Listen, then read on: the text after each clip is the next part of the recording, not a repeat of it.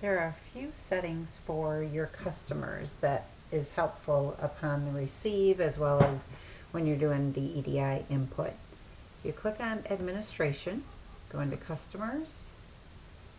You can do a search for any one of the customers if you click on the Locate at the top. You can change which field you want to do a search for. It's case sensitive if it's checked. The percent sign is a wild card. I'm just going to do for Nordstrom. Okay, and it's saying that there's 5 different retailers that start with NORD. You can go to any one of the ones and double click. Go into here. On the customer tab, you do not need to fill in the address information since it's not required on any of the EDI documents. Over here, this price code, we've got 5 different price codes set up. You can have a different price code per customer. This is the price that you are selling to them. That code in an item setup, it references price code A is code type 1. So you can choose whichever price code you want.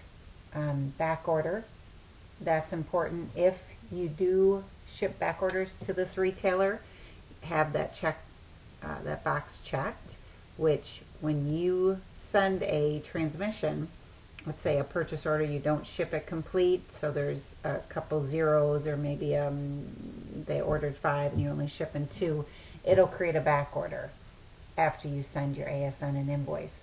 If you do not, the retailer does not allow back orders, you can uncheck that box, so our system will not create a back order. Another helpful tab is this EDI ship to setting. If this box is checked, it will update your EDI ship to during the EDI receive process if, depending on which one you have checked here, when the ship to is either zeros or blank. This is important if the retailer does not send a ship to number. So they only send the store and you have to assign the ship to.